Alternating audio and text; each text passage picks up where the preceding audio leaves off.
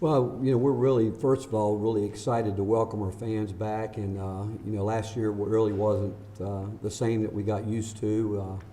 Our fan base has really built one of the most powerful home court arenas in the country, and we're excited about that. And I do think our fans will appreciate the hard work that this team plays with. They've really worked hard together. I think our leadership has been good from within with our players.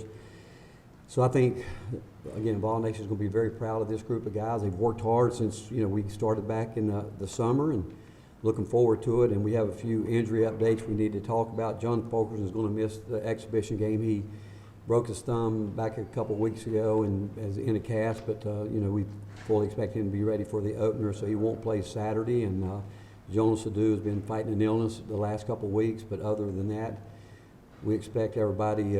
Kennedy has missed a little bit. He had some problems. We got his teeth knocked back a little bit, but he'll be back in practice today for the first time in a couple of days. And but overall, we've really have had a lot of fun coaching this group of guys. They work hard. They've accepted the challenges that we put in front of them. They know we've got to get better in some areas, a lot of areas actually. But the fact is, it's been a good group, and as a coaching staff, we're excited to have a chance to coach them.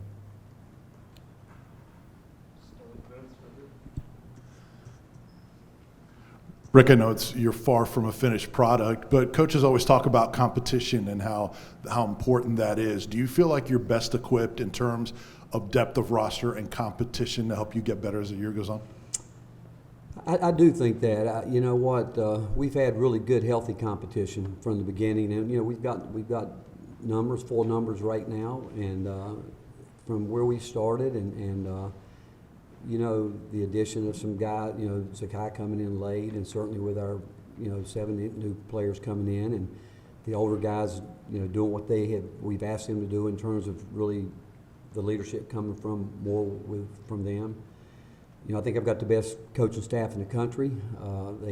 They have bonded extremely well with their players. We obviously lost 2 from our staff a year ago, but the transition to the new staff's been great, which I think has helped with that competition, where we spend the time that we spend with them daily as a coaching staff, and whether it's with our film study or our individual vitamins that we do every day, it's been a really healthy, competitive situation, and we're going to have that throughout the year. And if we do what we like to do, we expect to go very deep into our bench, and if we can play with the pace that we've been working at, and we know we've got to hopefully continue to be able to play that pace, but so much of that will determine how much progress each player can make from here on out. Rick, last year with COVID and going into the season, a lot was made of guys not being able to really be around each other outside of practice and outside of games. Have you seen a distinct difference in team camaraderie, chemistry this offseason going into the year? Absolutely. Just a totally different feel with our program, and we've always spent a lot of time together as a program. Our locker room is really a second home for all of us, and we do so much there together. And last year we didn't get any of that, and it was I feel for some of the players a year ago, obviously, because they didn't get a real feel of what it was about, what it should be, but this year's been a lot of fun. It made us really, truly appreciate what we had before, to be quite frank. And this group is a group of guys almost to the point where every day when we're finished and we're down in the locker room area, the lounge together, you don't want to leave because you enjoy that camaraderie, and maybe some of it has to do with how much we did miss it a year ago. But it's just a totally different feel than what we had last year this time. Rick, after the Oregon State game, you talked about that team's biggest problem was consistency, lack of consistency throughout the year. Why do you think the consistency, or do you think it will be better on this team, and if so, why? Well, I think last year, the consistency, I do think that if you look at when you go back and analyze what happened last year in college basketball, I think that younger teams struggled to some extent, and I think a lot of that had to do with the COVID, and I think where our consistency will be better is that we've had a full year with these guys, in terms of our normal routine, what we do starting in the spring, the summer. We didn't have any of that really, no spring, a partial summer basically, but we really got back to normal. Now, we had some guys that traveled with their, with international basketball and played for their countries and where they were away, but we deal with that normally a little bit every year anyway. But overall, I just think the fact that we are back to our normal routine again, I'll give a lot of credit to our older guys because I do think that they really try to do a good job of addressing what we ended our year last year was the leadership coming from within more so, and I think that our older guys have done a good job with that. Rick, couple questions. How different is it having the number of true point guard options you have this year compared to last? And then how long are you expecting Jonas to be out?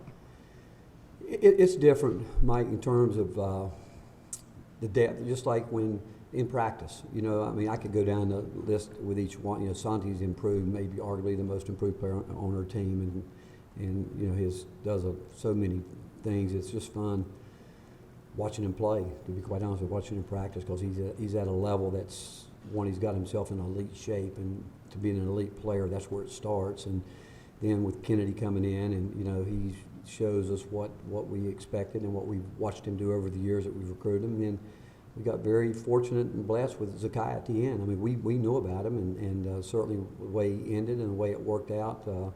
But those three guys have really helped each other. You were talking about, go back to question about being competitive now. That position is probably the most competitive position on the floor every single day because of the fact that all three of those guys are high-level competitors. They're very dedicated and determined to get the most out of their ability. They've embraced each other to where they know that they can help each other.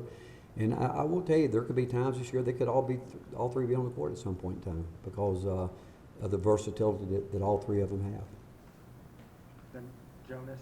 And Jonas, again, Jonas was making strides and going through the typical, I think, adjustments that most freshmen have to go through, understanding the wear and tear that it takes daily. And, every freshman that comes in, it's different for each one of them. And, but Jonas, he really was making strides. And then he got hit with the illness, and it set him back. Now he hasn't been with us. This is starting the third week. And hopefully, after this scrimmage, he'll be back and he'll have to work his way back in. He won't be able to come back full throttle. When you miss this time of year, because you think about our scrimmage, you think about we scrimmaged full scrimmages with ourselves twice, and then an outside scrimmage, and the day-to-day, because now we will start, tapering back a little bit, getting ready for our games, but we're still we've added some things while he's been out, so he'll work his way back in, and I think he's got a really bright future ahead of him. He brought some stuff. His rim protection was something that was really excited us, and he just found a way. It seemed like every day found a way to block shots. He's got great hands, great touch, but all things happen, we think, for a reason, and maybe it'll be a blessing in disguise for some way, somehow, as we go forward. But we're expecting him to come back eager and excited to get back in it. 8 newcomers on this team. Where do you feel like those guys are at in understanding what y'all want to do defensively, but also understanding the importance of every possession? When I look at the 8 newcomers, do I think they understand totally? Not totally, but I think the perimeter guys understand a little bit more than the post players because I think that we've got some perimeter guys that have been through it, and they again, the competition's been great, getting at it each and every day.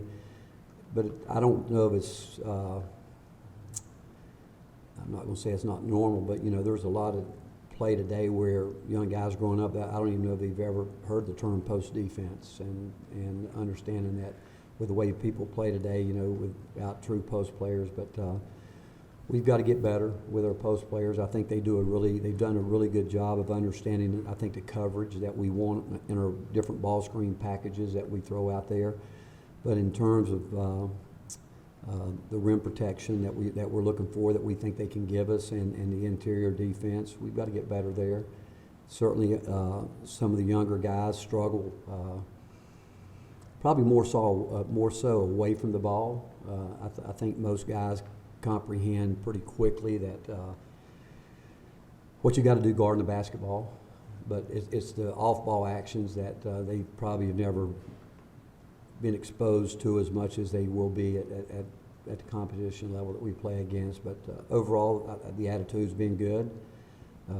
I go back, Coach Schwartz, he does a great job with that, along with our other coaches, daily holding them to the accountability that we're looking for on the defensive end. We got coaches at rebounding. We think that to be the team we got to be defensively, we've got to improve our rebounding from a year ago. We've got to be better there. And those are the little details that younger guys have probably heard but never really understood. That's the makeup that really makes up the difference in winning and losing basketball games.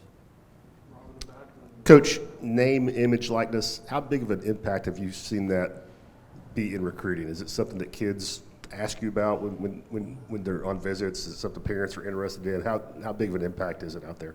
Rob, it's interesting. Some prospects have asked about it early, right off the bat. Others never mention it. And what I do know is that as a coaching staff and as a university, we believe in it. We're behind it, and I think there's been some great opportunities here for our players that they've taken advantage of it. And I think that our university and our community and our fan base and people here, it's there for those guys that want to pursue it. But I tell you what really has impressed me are the ones that talk to me about the big picture. They say, because we want to make sure, that's not what we go in the first thing that we're going to throw out there, name, image, and likeness. But, we know it's something that we talk about. And as I said, some prospects more than other, they're more interested in that possibly than what we look at as the big picture. And because I like to think, and I've said this, that after their time with us here, we want it to be some of the best years of their life, but we see the big picture that when we leave here, we want it to be bigger and better than they can ever imagine. And I really respect our guys here because we've talked to them about it, and every one of them has said to me they don't want to do anything that's going to get in the way of them progressing with their development to get to where their goal is. But as I said, some of our guys have done well. They've been able to do it, and it has not in any way, shape, or form interfered with them continuing to do the things that we were asking of them in our program. But we deal with it. We do in recruiting. We'll go, and there's certain things that come up sometimes in recruiting that when people throw out numbers and figures, which we're not going to do anything that we shouldn't do in the recruiting process. But if some of the things I've heard in recruiting is true, I've told people I think the transfer portal is going to be bigger than ever, because I think the transfer portal is big now, because I've always said that I don't think coaches are always truthful in recruiting. They promise minutes, they promise things that they truly hope people forget about, and I think the same thing is going to happen with this in some situations. People are going to throw out numbers that you're capable of doing this, and people are going to come up short, and that'll be another reason that kids will look to leave places. So we're not going to promise anything, but know that we're going to do everything like every university in the country does. I think that, and I have had some talks with Danny and about it, and we're not being left behind, and we're not losing recruits because of the NIL. We're not, because, like I said, when we go out recruiting, we got certain things that we're looking for, and we early in the recruiting process we kind of get a feel for what things are and what's important, and we can make our decisions from there. Rick, I know that last year, almost immediately after that Oregon State game, Josiah talked to a bunch of us and, without even being prompted, started talking about how he thought it was unacceptable and he needed to be a better leader. He put a lot of that on himself, even though he'd been injured. Well, what did that tell you about him, and do you think he backed that up this offseason? He has. Last year at the end, with Folky getting hurt, and, we just never seemed to get in some rhythm. And, we played a team that obviously was better than people thought and had a great run through the tournament. But I actually told him, not to be so hard on himself, but the fact is, what he said is that I think every coach and staff would tell you, your best teams are when it does come from within. And when you players are able to help each other, and that means sometimes talking to each other in a way that how will that person accept it, and understand that but he's earned that right. John Fulkerson has earned that right to do that. Those guys, Santiago, those guys do it because those aren't.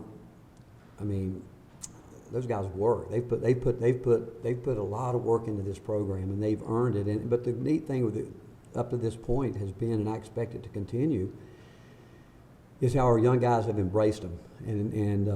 But it started in the spring because that was one of the biggest things that I spoke about, was that how, if you're going to be a great teammate, you guys are going to have to be able to look at each other at times and speak truth to each other and say, hey, and it's going on right now. And I've actually been impressed with Kennedy asking me almost daily. He actually called me right before I came over here, and he asked me, how can I help my teammates?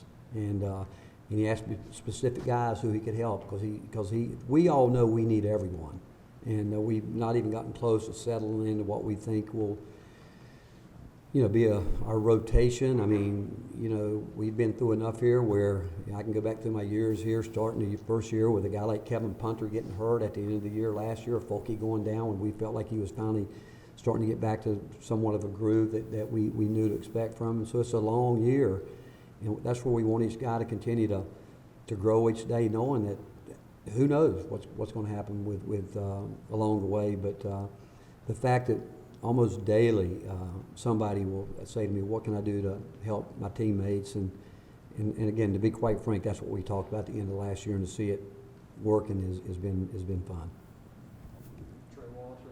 Hey, Rick, just overall with the newcomers that are in the program, and then the fact that you do have some veterans around, how key is that for your basketball program in general, especially with the way the schedule is going to play out early on in the month of November, having that veteran leadership to be able to maybe guide you guys through that first month while these newcomers get accustomed and used to things?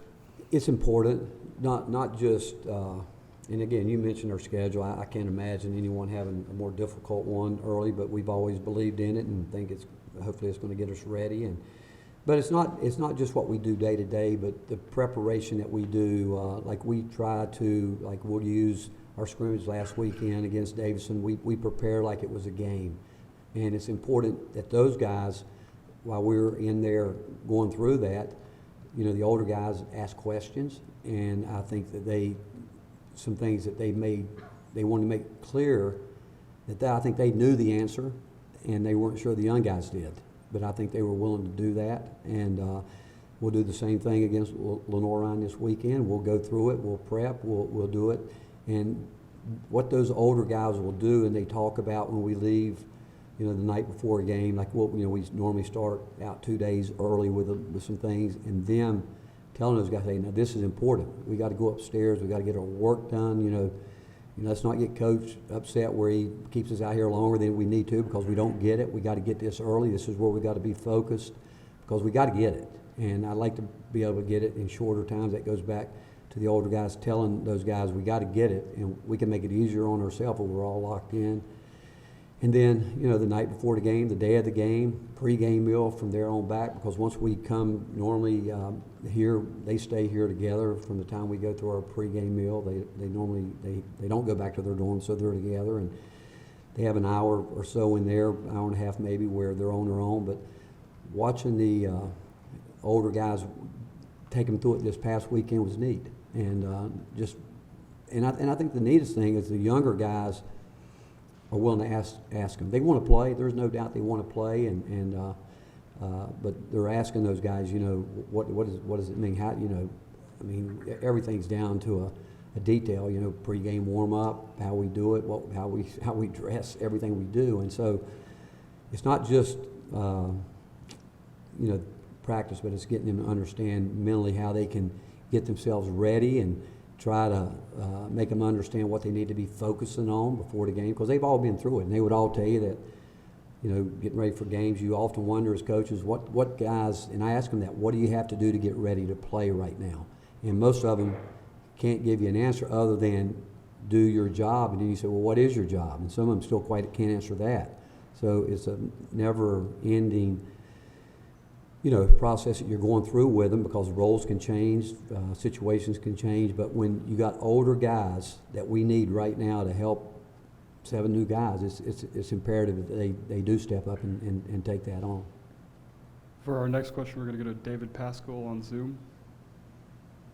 Hey, Rick, I know you've always dealt with the dynamic of returning players who seek more playing time and newcomers who do want to get playing time. With the transfer portal now, and I know you didn't hit the transfer portal as hard as some other coaches in the league, but it seems like the basic gist of this question is how do you keep everybody happy? Because it seems like with minutes, you've got more and more people vying for them, and there are guys like Nate, you, and Bruce that really build rosters that seem like even the 11th, 12th, and 13th best players on your rosters are really good in making it deep. Well, the first thing I think you got to let them understand minutes, that there's only 200 in a game. And if you sit down with each player, which we do it often, and say, hey, okay, let's sit down and let's take each player and write down how many minutes each player should get. Every year we do that. It's amazing. We need about 16 overtimes to get everybody minutes in. You know, they think everybody's going to play 25 minutes a game. They truly don't understand the value of minutes. But that's nothing because to feel bad about, because most of the guys that we have played all the minutes they've ever wanted to play their entire career. And so I think the first thing you have to let them know how valuable those minutes are, those 200 minutes in a regulation game. And then I think players understand who should be playing more than anybody. And I do. I think they know that. I think they see it. And it's easy because of the film studies that we do and the different things that we go through. Do they all want to play as they've had their whole career? There's absolutely no question, and we would be disappointed if they didn't want to do that. But at the pace and level that we want to play, for young guys, learning to do that for 2 minutes is difficult. To where if you're seeking, high level, I don't know if I want to use the word perfection, but if you're seeking great execution, and so to get them to understand that you're going to be in a lot of close games, maybe decided by 1, 2, 3, 4 possessions, it's really important that they understand that every second you're out there, there's some accountability going on, and the focus to do that. But in practice every day, and spending time with our guys every single day, we're constantly talking about what they have to do to get the minutes that they want to play. And I think as the season goes on, it plays out with consistency. I think that's when you get down from a coaching standpoint, that's what you're looking for day in and day out. Who can we count on? Do we know what that guy's going to give us every single night? Knowing that we've got younger guys, like you mentioned, that they don't know what it's like to get ready to play. I don't care who's on your schedule. We believe that whoever we're playing, we're going to do our work to get prepped, but we want to do what we do. We want to play at a level where we don't come back in and say, why didn't you do this, or what were you thinking on this play? Why were you here where you're supposed to be on the other side of the court in terms of execution? But that's probably the hardest thing for younger guys to grasp, is the details that go into being successful. And but with that said, as long as guys give us the effort, they do everything that we ask them to do in practice, we're going to find a way, and they'll stay with it. And like I said, the year's a long year, and we wouldn't want guys that didn't want to play a lot. But the first recognition is understanding how valuable those minutes are.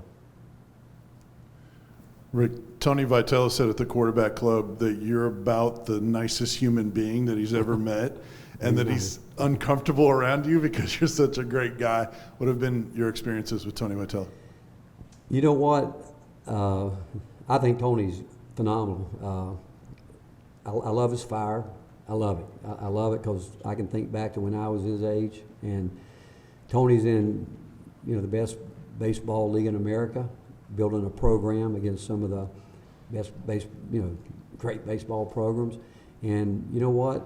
I think sometimes when you're in that position, I remember when I left Clemson, and I left Providence and went to Clemson. I got a call from Coach Thompson, a great coach at Georgetown, and all he said to me was, hey, if you want to be good, you're going to have to be willing to take on City Hall. I wasn't sure what that meant, but I figured it out, and I think Tony's willing to let everybody know that he's in this thing to win and win big. And you know, the excitement that he brought to Vol Nation in the spring, I mean, it was what we needed. I mean, with what we had gone throughout the season, and to see all those people out on the street wanting to be in the stadium, and then getting to the World Series. I mean, it's phenomenal the job he's done up to this point. And Tony, I'm sure, would say like me that he feels he's got the best staff in the country. But I'm excited for him. I'm excited for his future. I'm excited for what he's trying to do here and the way he does it. And I think his team has truly taken on his personality. And I just think there's great days ahead for our baseball program. Last question, Rick Butler right here. Coach, it began with baseball a little bit. Football had their first sellout of the season a couple weeks ago. How excited are you just to get back to a traditional Tennessee environment with the fans in the stadium? You know, I've said many times to a lot of people that our fan base here is as good as there is in the country, and I think you talk to coaches in any sport, they would pretty much feel the same way. But to see what's going on here at the university is exciting. Great leadership from Randy Boyd, Donnie Plowman, and obviously with the changes, but what Danny White has done with his staff, and there is no question that Josh Heupel's, I mean, what he's done is phenomenal. I mean, you look at the way we've improved as a team. I love the fact that being around Josh, he's a confident guy that has focus, knows what he's doing. Has put a great staff around him. Chris Wooders is going to become a terrific friend of mine, and knowing that what he did last year, getting to the Final Four, and then I go down the line with it. We want to talk softball. I mean, any program. I don't want to leave anybody out. I'm just so proud of our university, our athletic department, going through tough times, and I can tell you there's no better leadership at any university in the country than what's going on here right now. And I think just great future ahead for us in so many different areas, not just as an athletic department, but as a university, the way it's growing. I just hearing how the Haslam Business School is exploding, how we need a new business school because it's just exploding as a university, and watching downtown Knoxville grow, watching everything around campus grow. It's a great time to be a Tennessee Volunteer. Thanks, guys. All right, thank you guys for being here. Appreciate it.